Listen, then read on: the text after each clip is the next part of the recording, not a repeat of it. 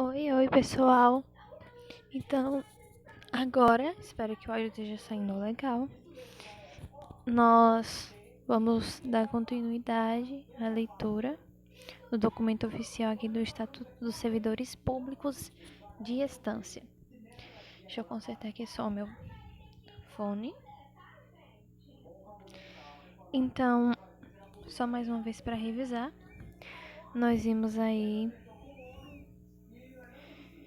Deixa eu voltar aqui. Nós vimos aí sobre cargo público, que é um conjunto de atribuições, deveres e responsabilidades cometidos ao servidor público, criado por lei e com denominação própria, número certo e vencimento a ser pago pelos cofres públicos. Nós vimos que classes são os graus dos cargos, carreira é a evolução do servidor no conjunto de classes e quadro de pessoal é o conjunto de cargos em carreiras e etc. São requisitos básicos para investidura em cargo público. Essa parte é muito fácil de lembrar, então acho que nem precisa revisar aqui de novo. Mas é preciso ter em mente que, dependendo do cargo e lei específica, sei lá, se o cargo ele tiver atribuições específicas naquele cargo, então não precisa seguir essa regrinha, por exemplo, que idade mínima 18 anos. Pode ter algum cargo que precisa de mais idade ou que precisa ser a idade mínima, sei lá. Só um exemplo para vocês. Então, lembrando que a maioria, pelo menos na maioria das vezes, toda regra tem exceção. Então, se tiver lá falando assim, sei lá, como é que eu lembro da palavrinha, gente? Me ajuda. Se lá tiver dizendo que isso daqui não tem reversão, por exemplo, que somente pessoas com idade mínima de 18 anos podem se investir em qualquer tipo, todos os cargos precisam ter idade mínima de 18 anos e não tem exceção. Se lá estiver dizendo algo mais ou menos assim, então provavelmente está errado, gente. Porque na maioria das vezes sempre vai ter uma lei específica, algo que possa fazer com que não seja tipo somente isso aqui. Então, vamos continuar.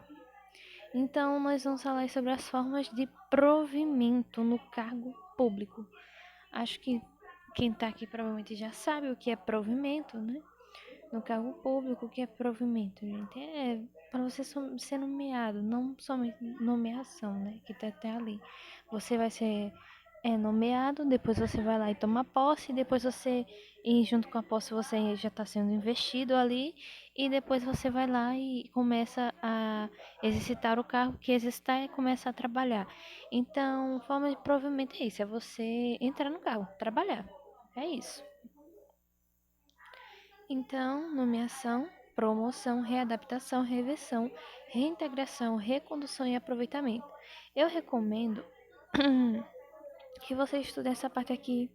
Tipo, é bom estudar tudo, mas nós não somos uma máquina e não conseguimos, digamos assim, lembrar de tudo. Então, pelo menos essa parte aqui, eu diria, essa é uma das partes que você tem que saber, tipo, meio não decorado. Você tem que aprender, mas ao mesmo tempo saber decorado, ao mesmo tempo que aprender, saber decorado. Por quê? Porque algumas outras partes, tipo essas, requisitos para investidura em cargo público, você não precisa saber decorado, você estuda um pouco, aí quando chegar lá, você vai ler e você vai lembrar e automaticamente você vai saber, não, precisa disso aqui para ser investido. Então você vai saber. Mas isso aqui, se estiver perguntando lá assim, um exemplo para vocês. Um servidor público, ele sofreu um acidente e daí ele teve que se afastar, né? Durante esse período que ele está de acidente, ele tem a remuneração dele, um acidente no trabalho, vamos dizer assim. Mas ele tem a possibilidade de voltar a trabalhar. Sim, ele passa pela inspeção médica e vê aí que ele pode voltar a trabalhar, não no mesmo cargo, vamos dizer assim, porque ele sofreu alguma lesão que o impede, mas ele pode voltar a trabalhar em outro cargo. Então, quando ele volta, isso vai ser chamado de nomeação, promoção, readaptação, reversão, reintegração, recondução, aproveitamento. Aí você pode se confundir, você pode pensar, não, nomeação não é. Nomeação, ele já foi nomeado, já. Então, ele não vai ser nomeado de novo, né? Promoção também não. Readaptação pode ser, né? Pode ser. Reversão não combina muito, né? Reintegração, ó, ele vai ser reintegrado, pode ser.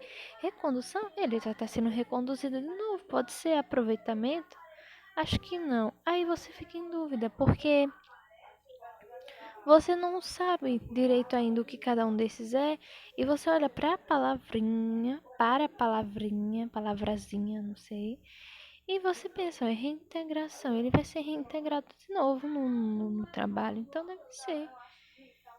Mas readaptação, ele vai ser readaptado para trabalhar em outro cargo, então qual desses seria? Então nós vamos ver isso aí para frente. Por isso que é importante, porque se você não souber, acredite, você vai errar. Ou você vai passar muito perto de errar. Do concurso público. Então, antes de ver aquilo lá, vamos ver sobre o concurso público. O concurso público para investidura em cargo público de provimento efetivo será de provas ou de provas e títulos de acordo com a natureza e a complexidade do cargo. Aqui também tem que tomar cuidado em uma coisa. Olha, isso aqui com certeza vai cair. Com toda certeza. Você vai chegar lá, se você estudar, você já vai dar um sorrisinho porque vai cair. Isso aqui, se cair, pode cair da seguinte maneira. Para se investir em um cargo público, são necessárias. Aí vão de provimento efetivo, né? Ressaltando aqui, de provimento efetivo serão de provas ou títulos. Então, existem diferenças entre de ser provas, só provas ou provas e títulos. Porque se lá estiver dizendo provas ou títulos, se lá tiver, gente, dizendo de provas ou títulos, vai significar o quê? Que ou é de provas, ou só provas, ou somente títulos, só provas, pode ser, mas só títulos não pode ser, então tem que ser provas ou provas e títulos juntos, entendeu? Então provas ou títulos estaria errado, então é provas e títulos, de acordo com a natureza e a complexidade do cargo. O concurso terá validade de até 2 anos, prorrogável até uma vez por igual período. Então, aqui está muito simples de entender. Isso aqui, sim, aí é uma questão de graça. As normas gerais, a realização do concurso serão fixadas em edital. Essa parte aqui também é muito simples, gente, que será publicado na sede da prefeitura, em jornal de grande circulação no município ou em órgão oficial da empresa municipal. Parágrafo único do edital do concurso deverão constar, entre outros, os seguintes requisitos. Então, por que eu falo que aqui é fácil? Porque se a gente vai fazer concurso, provavelmente a gente irá ler o edital. Para quem fez mais concurso, provavelmente leu o edital também. Então, nós já sabemos o que tem no edital, né? Nós já conhecemos essas questões do edital, porque nós precisamos ler o edital para estar aqui. Então, por isso que eu falo que é simples. Mas vamos dar uma lida rápida só para lembrar. Parágrafo único, como eu já li, do edital do concurso deverão constar, entre outros, os seguintes requisitos. O prazo de validade do concurso, é óbvio, né, gente? Os requisitos a serem satisfeitos pelos candidatos, tal como o grau de instrução exigível a ser comprovado no momento da posse, mediante a apresentação de documentação competente, número de vagas a serem preenchidas nos respectivos cargos públicos distribuídas por especialização ou disciplina, quando for o caso, com o respectivo vencimento do cargo. A aprovação em concurso não cria direito à nomeação, que será feita em ordem rigorosa de classificação dos candidatos. Essa parte aqui, o artigo... Misericórdia. O artigo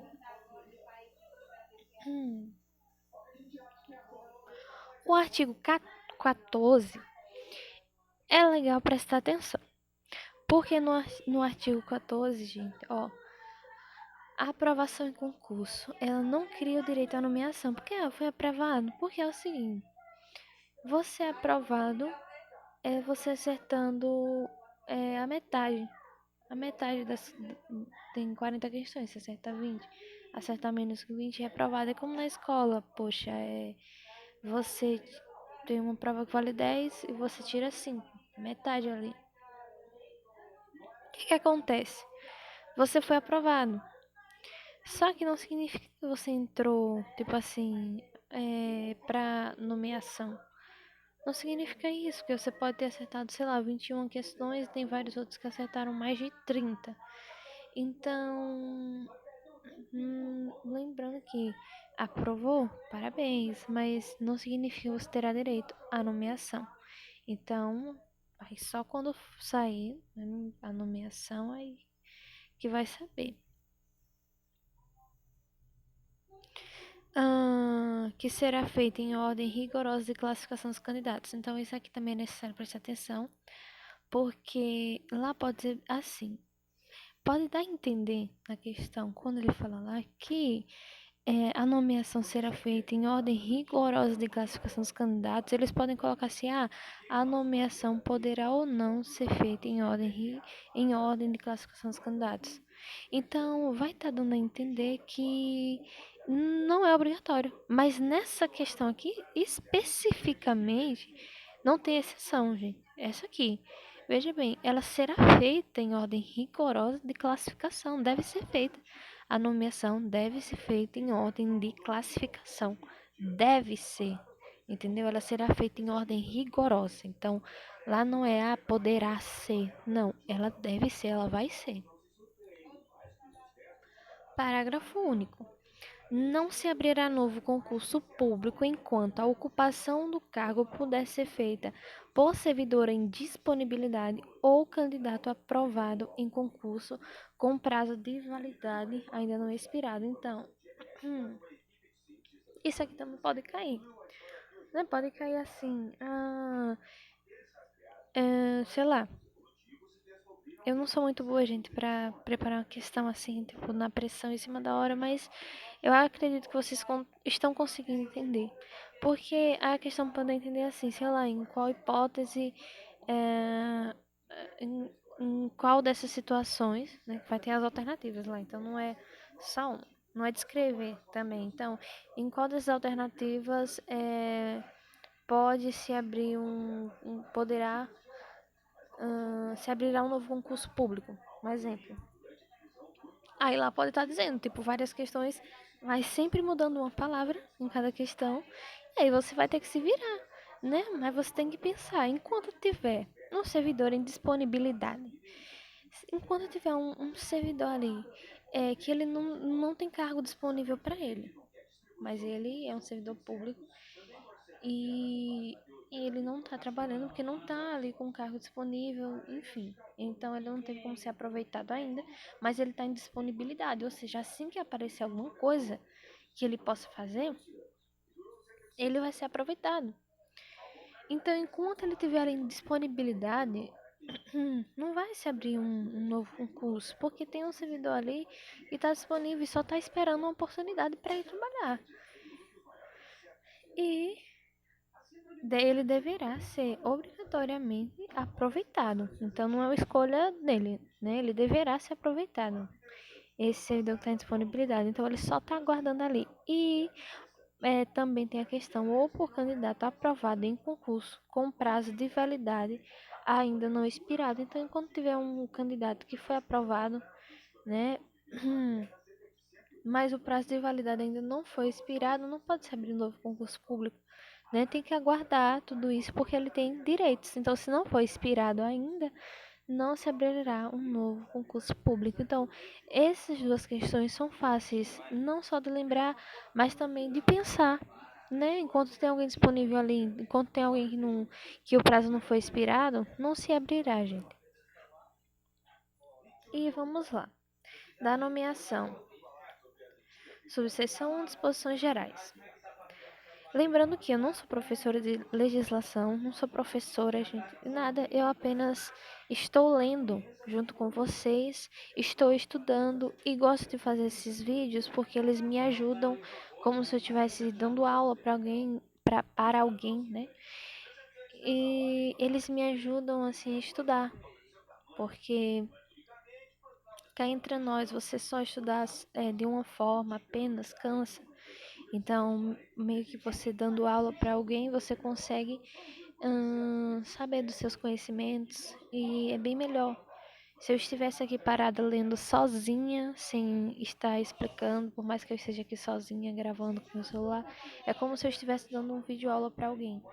Mas se eu estivesse lendo, como eu falei aqui, se eu estivesse lendo sozinha aqui, eu já estaria cansada, coisa que eu não estou em 15 minutos aqui dando aula. Então, é muito legal você ter alguém aí para você explicar. Mas como eu não tenho, então eu faço vídeo aula mesmo, por mais que ninguém venha ver. Mas que se isso puder ajudar uma pessoa, já tá legal. E já tá ajudando uma pessoa, que sou eu mesmo. A nomeação far-se-á em caráter efetivo quando se tratar de cargo isolado ou de carreira. Então, gente, aqui são duas coisas. Então, a nomeação far-se-á em caráter efetivo. Caráter efetivo é o quê? Precisa de concurso. Aí a pessoa passa no concurso, ela vai ser nomeada. E depois da nomeação, ela toma posse, entra em exercício e tudo mais. Então, em caráter efetivo é isso. É, é através de concurso. Aí vai ter o estágio, né? Porque nós sabemos que concursado tem estabilidade, mas para isso tem o estágio, né? Onde ele vai ser avaliado quando ele passar nesse estágio, que nós vamos ver que é de 3 anos, daí ele vai ter essa estabilidade. Quando se tratar de cargo isolado ou de carreira, então nós vamos ver mais um pouco isso à frente.